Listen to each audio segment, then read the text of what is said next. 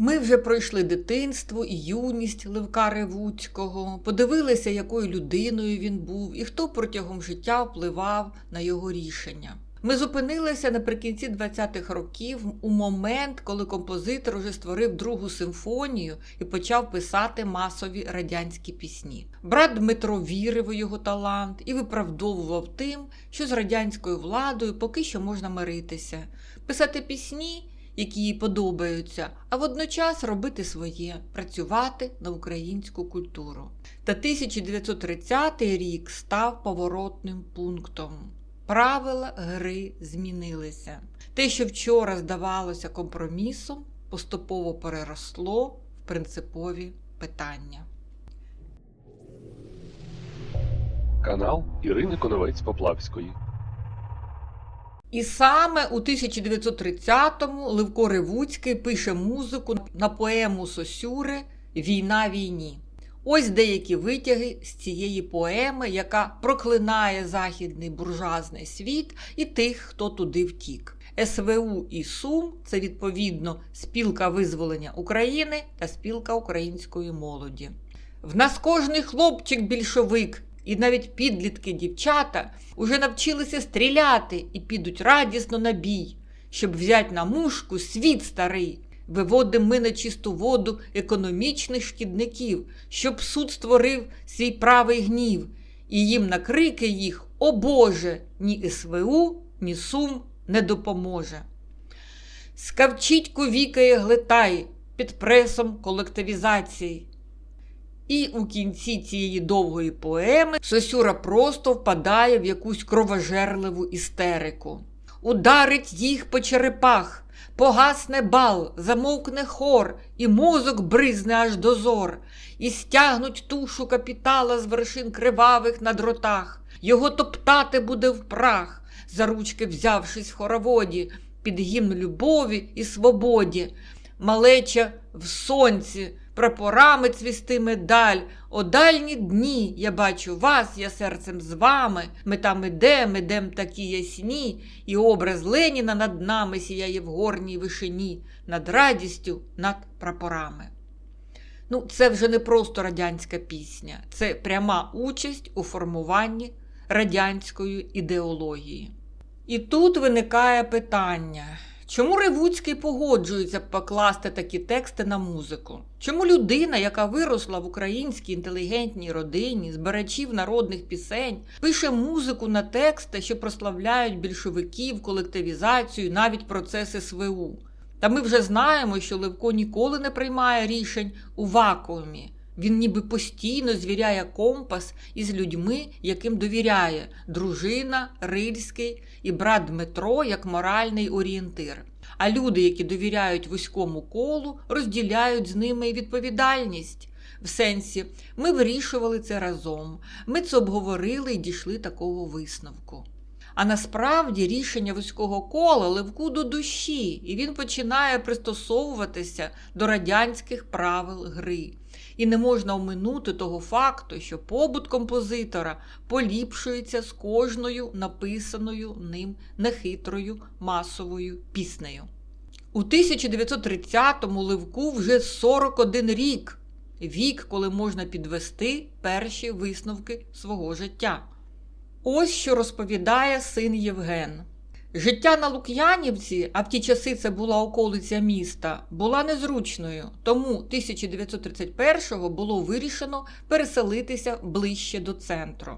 Увагу привернув Печерськ. Після досить тривалих пошуків зупинилися на вулиці Садовій, будинок номер 3. У минулому це була власність диригента Виноградського і ходили чутки, що у нього бували в гостях різні відомі діячі мистецтва. Цей двоповерховий будинок не зберігся.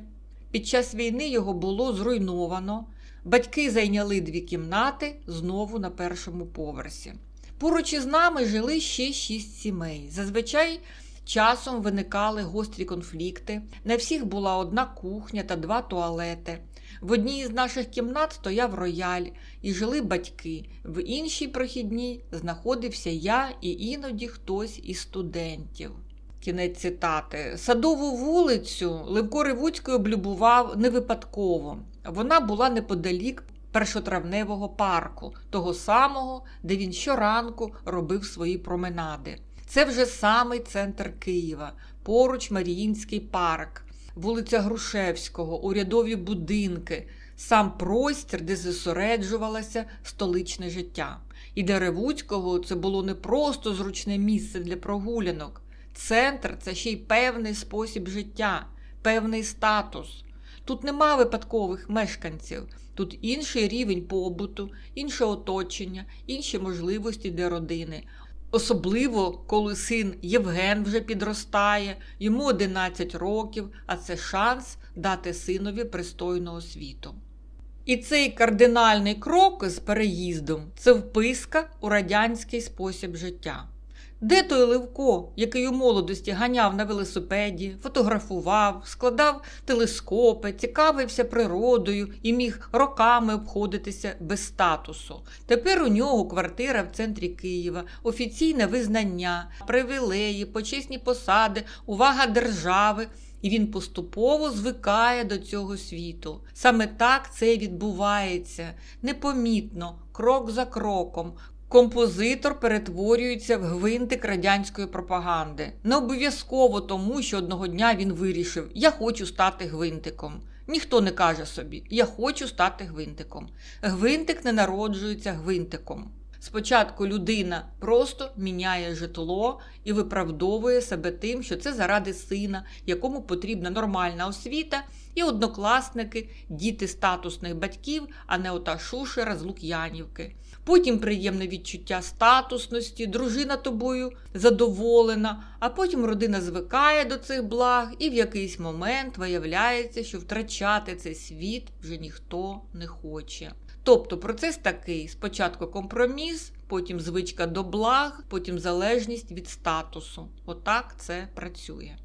І ось настав 1934 рік. Левко пише другий концерт для фортепіано з оркестром, який вже виконувався поруч із домом у літній раковині першотравневого парку. Виконував його оркестр Київської філармонії, соліст-піаніст Абрам Луфер. Заголовки частин концерту говорять самі за себе. Називається концерт «Поема змагань». Перша частина – заклик до змагань, друга – танці та спортивні ігри, третя – змагання співаків, четверта – хода переможців. Цей твір був останнім масштабним твором композитора. Музикознавці милуються тим, що четверта частина «Алегро кон фуоко» має характер урочистого маршу й інтонаційно пов'язана з веснянкою «Благослови мати» та старовинною піснею «Гей у Львові на ринку». Але, зокрема, спортивні змагання 1930-х – це вже не нейтральний спорт у сучасному розумінні. Спорт у СРСР був частиною масової культури і державної пропаганди. Людина мала бути фізично підготовленою, дисциплінованою, колективною, готовою до праці й оборони. Тому образ переможців, параду, конкурсів масової фізичної культури блискуче вкладався в радянську модель нової людини. Це були радянські спортсмени, образ яких уже мав ідеологічне навантаження. І тоді виникає дуже неприємне запитання: а що відбувається з українською народною музикою, коли її ставлять на службу цьому образу? Чи можна забрати український фольклор, створений задовго до радянської влади, і використати його для прославлення радянського режиму? Чи достатньо того, що мелодія залишається українською? Чи важливо ще й те, для чого саме її використовують? Бо тут є ризик для зручного виправдання композитора Ревуцького. Він же не відмовлявся від української культури. Ось, він використовує українські народні мелодії. Так, але це ще не означає, що він працює на українську культуру. Можна взяти українську пісню і вбудувати її у пропагандистський твір. І що це буде у фіналі? Українська пісня чи пропагандистський твір?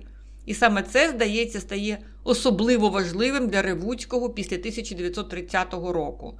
Він не переходить від української музики до російської, ні. Він продовжує користуватися українськими мелодіями, але дедалі частіше виникає інше питання. чия тепер ця українська музика і чому вона тепер служить. І головне, де закінчується пристосування і починається співучасть.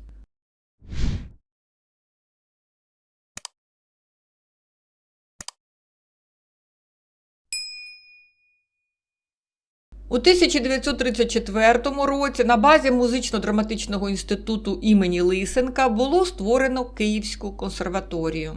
І Левко Ревуцький став професором цього закладу. Склад друзів певною мірою характеризує людину. Син Євген каже в інтерв'ю «Фактам», Лев Миколайович у встановленні товариських відносин був досить стриманим, обережним. Дуже близьким другом був Максим Тадейович Рильський. Дружні стосунки склалися з композиторами Віктором Косенком, Борисом Лятошинським, Василем Барвінським. Після занять у консерваторії професор Ревуцький разом зі своїми учнями Георгієм та Платоном Майбородами, Вадимом Гомолякою, Миколою Дремлюгою міг зайти у винну крамничку навпроти та випити по стаканчику розливного вина. Коли вони бували у нас в гостях, на столі з'являлася горілочка. Але за вечерею батько активності не проявляв. Мати у нас була дуже строга. Якось до нас зайшов один музикознавець. Запрошуючи його до столу, я сказав: «Давай краще візьмемо маленькі чарочки, так буде безпечніше». Гість дуже образився. Питання: ким була ваша мати?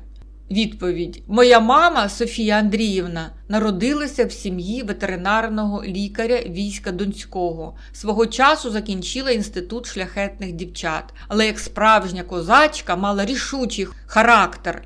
Розмовляла лише російською мовою, бо вважала, що їй пізно опановувати українську. Можливо, тому батько був прихильником двомовності. Кінець цитати. Тобто Левко зовсім не був таким уже аскетом чи похмурим святим композитором, яким його іноді виставляють біографи. Але вдома він не конфліктував із правилами, які встановлювала дружина.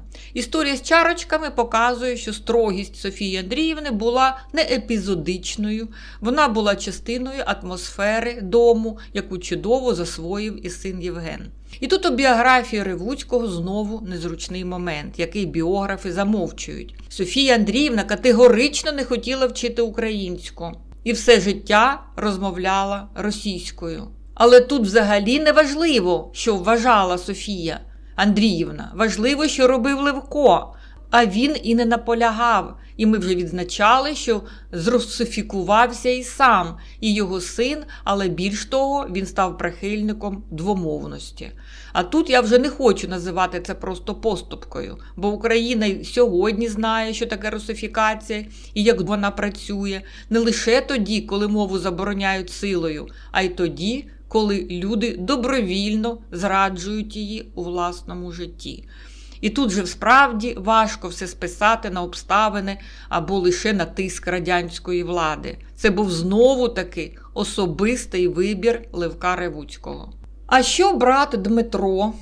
У 1926-29 роках він уклав 3 випуски збірників «Золоті ключі», до кожної з яких увійшло по 125 українських народних пісень. Та у 1935-му керівник комітету у справах мистецтв Андрій Хвиля розгромив збірку Дмитра Ревуцького «Золоті ключі» за ідеалізацію чумацтва. Невдовзі Дмитро вже став безробітним. А 18 листопада 1935-го в київській газеті «Більшовик» Максим Рильський виступив зі статтею «Пісня буде написана», в якій сповіщав, що до нього звернулися колгоспники з проханням створити пісню про мудрого вождя і вчителя, і він готовий виконати таке почесне замовлення. Але син Дмитра, Валеріан, розповідає зовсім інше. Він пише у спогадах. Хвиля викликав до себе дядька Левка та Рильського і запропонував їм негайно написати пісню про Сталіна. Обидва зауважили, що то ліпше зробити молодшим. Але Хвиля наполягав, що це саме вони повинні це зробити, і то якомога скоріше. Друзі пообіцяли обдумати цю пропозицію і прийшли до Дмитра Ревуцького за порадою. 3 години Дмитро роздумував і сказав свою думку, цитую його сина Валеріана. Останнього часу маємо посилення тиску центральної влади на українську культуру. Склалася ситуація цілковито відмінна від тієї, що була 10 років тому. Українська культура вже зазнала великих втрат, і хто знає чи не зазнає ще більше. І тому вам, Максиме і Левко, я раджу погодитися на написання пісні, що її замовив Хвиля, бо це дасть вам пашпорт у майбутнє життя, і ви мусите залишитися при житті, щоб передати естафету української культури майбутньому поколінню. Бо хто ж може зробити це краще, ніж ви? Дайте пісню про Сталіна Андрію Хвилі і живіть, щоб творити. Як це ви будете робити в деталях, то вже ваша справа. Після слів батька Максим Тадейович і дядько Левко встали і зібралися виходити.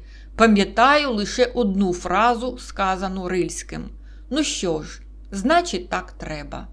Дядько тоді вийшов мовчки. Нелегко було їм зробити цей крок. Кінець цитати.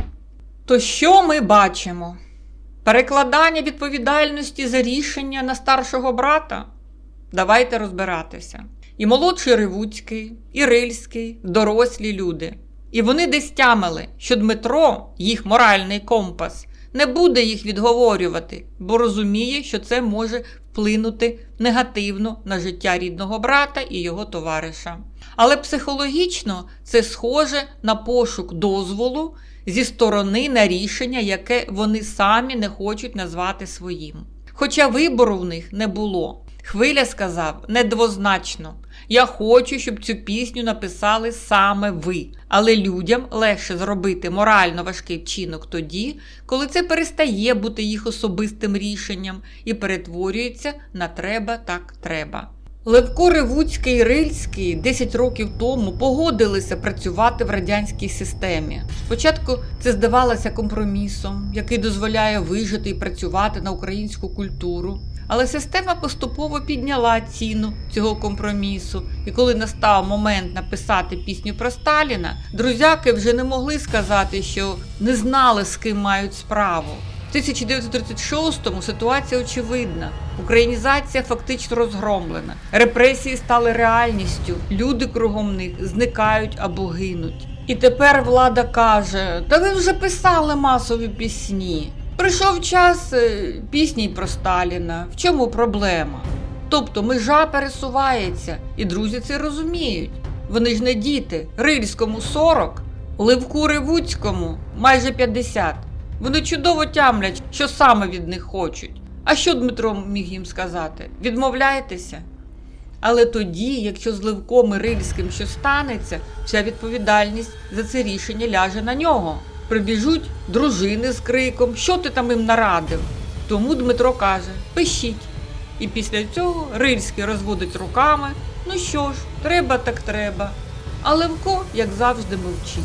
В цій сцені ми бачимо, як дорослі люди намагаються зробити нестерпний вибір так, щоб ніхто з них не залишався єдиним автором цього рішення. Бо відповідальність тут розчиняється між усіма 4. Хвиля наказує, Левко і Рильський погоджуються, Дмитро Ревуцький дає моральне виправдання. І кожен має свою частку відповідальності. Але найцікавіше тут те, що Левко знову таки слухає брата, мовчить і робить те, що треба. Цю його рису ми відстежуємо ще з дитинства. Оця деталь, яку підмітив Валеріан. Дядько тоді вийшов мовчки. Він усе життя небагатослівний, і навіть у момент, коли треба прийняти одне з найважчих рішень, він навіть не коментує Дмитра. Ця картина варта пензля художника. Рильський розводить руками і каже: «Ну що ж, значить так треба», а Левко мовчки виходить. Всі пазли склалися, нічого для нас дивного. Левко з дитинства не сам пробиває дорогу, він довіряє найближчим. І тут ми переходимо до Дмитра Ревуцького. А що з ним сталося? І тут вимальовується, що ця картина була ще трагічнішою, ніж ми її змалювали.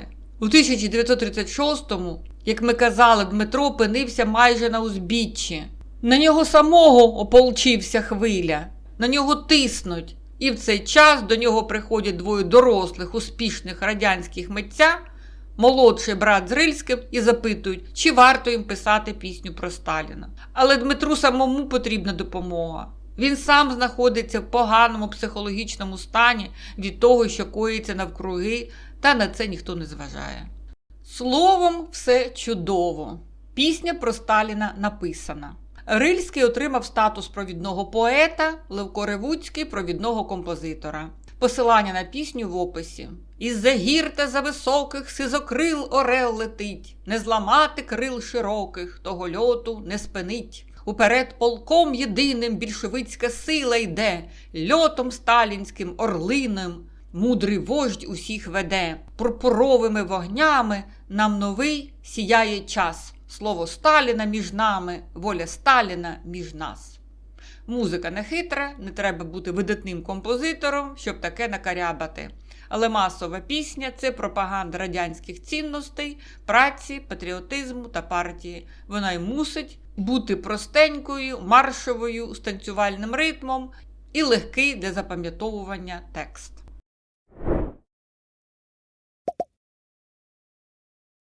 А матеріальне становище родини Ревуцьких разом з цим все покращувалося і покращувалося. Син Євген згадує, у середині 30-х підвищили плату викладачам вищих навчальних закладів. Це дозволило батькам вступити до житлового кооперативу науковців для придбання власної квартири в будинку на розі Банкової та Лютеранської вулиць. Слід зазначити, що в ті роки життя в будинку вчених було неспокійним. Лише у нашому під'їзді було заарештовано математика академіка Кравчука. Його дружина була заслана до Воркути, але вона приїжджала одного разу до Києва і зупинялась у нас. Кінець цитати. І от у 1937-му виконане ще одне замовлення радянської влади – переробка опери Тарас Бульба «Лисенка». Російська пропаганда досі використовує цей твір Гоголя. Згадаємо фільм «Бортка». А тоді Лятошинський, Ревуцький з Рильським дописали деякі номери в цю оперу, бо радянська влада вирішила наблизити її до оригіналу Миколи Гоголя. А насправді, як пишуть дослідники, акцент був зміщений з національно-визвольних змагань козаків-запорожців на конфлікт української бідноти і польських панів. І ось тепер вже справжнє визнання. У 1938-му Левка Ревуцького нагороджують орденом Трудового Червоного Прапора, угода з дияволом підписана і закріплена печаткою. Тож, квартирні умови чудові, відпочинок налагоджений, а разом з цим внутрішня пиха композитора зростає. Знову проговорився син Євген. Батько взагалі не любив виїжджати далеко від Києва. Влітку ми відпочивали у приміській Боярці, Дніпрі, Десні, Тетереві. Хоча батько плавати не вмів, тільки занурювався. Лише одного разу він вирішив сісти зі мною видовбаний з колоди човен довбанку. Я почав керувати ним та почув: «Ти ж відомого українського композитора не втопи!» Кінець цитати. І все це він вимовляє саме тоді, коли вже нічого нового не створює.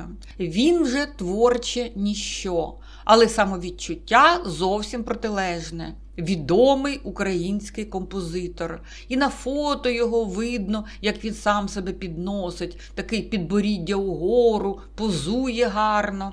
І ця зірочка на лобі вже починає йому подобатися. Але творче ніщо можна розглядати не лише як відсутність нової музики. Це зміна самої людини.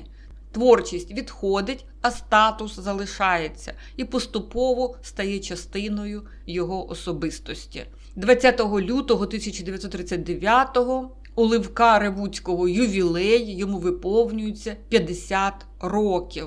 Родина вже мешкає у кооперативному будинку на розі Банкової та Енгельса. Квартира буквально закидана телеграмами з вітаннями. Ревуцькі виїжджають на відпочинок до Новосілок над Десною. І там Левко ходить берегом річки з нотним зошитом у руках і важно щось записує. А брат Дмитро дивиться на нього і пишається. Ось він, справжній композитор, працює без інструмента, просто ходить і записує музику. Питання лише в тому, яку музику. І раптом Дмитро користується ситуацією і питає, навіщо ти написав пісню про трактористку Пашу Ангеліну? Невже справді вважаєш її такою визначною особою? Левко відповідає, що вагався, але відмовитися було дуже важко. Тоді Дмитро похвалив його колискову і знову за своє.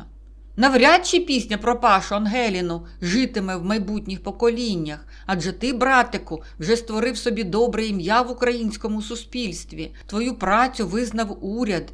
За тобою вже не лише із-за гір та з-за високих, а й пісня про Кірова. Тож тепер, сказав Дмитро, обставини для тебе сприятливі. Можна творити більше для себе, працювати над справжньою музикою. Адже за твоєю творчістю стежить і українська культурна громадськість. Тобто Дмитро все ще наївно чекає від брата нового великого твору для української спадщини. Він ще вірить, що можна жити подвійним життям. Тут поступки владі, пісні про Кірова, трактористку Пашу Ангеліну, партію і колгоспи, а там десь справжній Левко Ревуцький, український композитор, який творить нову українську музику. Але Дмитро не розуміє, що немає вже ніякого справжнього Левка Ревуцького. Дияволу можна поступитися трошки, щоб тільки відбігти від нього, заритися десь у тьму таракані, працювати сільським вчителем музики і ніколи більше з тим дияволом не зустрічатися.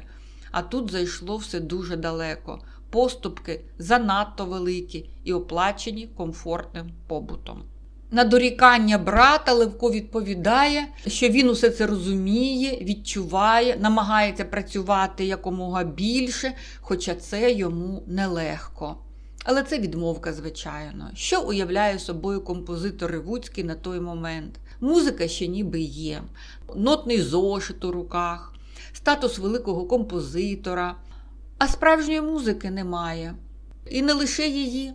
У Левка зникає відчуття того, що відбувається навколо. Насувається війна. І коли приходить звістка про пакт Молотова-Ріббентропа, він радіє. О, це добре! Війни скоро не буде. А племінникові Валеріану каже, тобі і Євгену стелиться легший життєвий шлях, ніж нам. Над вами вже не тяжітиме моє і Дмитра минуле. І тут ми у ступорі. Бо перед нами розгортається дивна картина. Композитор Ревуцький успішно будує свою кар'єру всередині радянського режиму. Він уже бачить, що відбувається навколо: арешти, знищення української інтелігенції, згортання українізації. Але коли над Європою збираються хмари, він вірить, що війни не буде. На моєму каналі є чимало репресованих героїв. І дуже багато з них, що у 1937-му відчували, що насувається катастрофа. Той самий Федір Чепурківський і люди з його оточення, вони прямо казали, скоро буде війна. А чому Левко Ревуцький цього не відчуває? Бо, власне, в його житті все чудово. Він учащає до столиці СРСР, де Валер'ян вчився у Московському театральному інституті. Там давав небожу по-багатому, до 100 рублів, водив його обідати у добрі ресторани. Систематичні переїзди його до Москви були пов'язані із святкуванням 100-літнього ювілею Чайковського. А він входив до комісії проведення цього ювілею в Києві. Восени 1940-го вели платне навчання у вишах, так Левко Миколайович оплатив навчання і своєму небожу, і купі інших студентів, включаючи братів Майбород. І от біографи кажуть, що об'єднували подружжя Ревуцьких їх вимогливість до себе, правдивість. При вирішенні принципових питань їх думки і дії, як правило, співпадали. Тож, звичайно, що Софії Андріївні все це подобалось. І комфорт, і вже хатня домогосподарка в них з'явилася. Звісно, вона схвалювала всі дії свого чоловіка. Пиши пісні про партію та Пашу Ангеліну, а ми будемо робити вигляд, що нам ця розкіш не подобається. Ось Левку Ревуцькому, як голові спілки композиторів Української РСР і народному депутатові виділили автівку, та додому на Банкову він іноді ходив пішки, всерйоз пояснюючи, що машині туди важко підійматися. Це мені нагадує завідуючого богадільною Олександра Яковича з 12 стільців. Вся його істота протестувала проти комфорту, але відмовитися від нього він не міг. Він усе більше поринав у комфортне життя, і йому було соромно.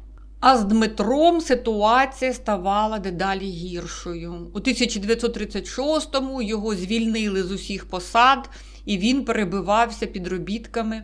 У 1938-му його поновили на посаді старшого наукового співробітника Інституту фольклору Академії наук УРСР і викладача Київського театрального інституту. Здавалося б, життя нарешті починало повертатися до нормального, але ненадовго. У вересні 1939-го Дмитра остаточно звільняють з усіх посад. У квітні 1939-го він бере активну участь у республіканській нараді кобзарів та лірників, виступає, читає доповідь, виконує народні думи і пісні, показує старовинну традицію кобзарського співу. Це він на фотографії під час тієї лекції.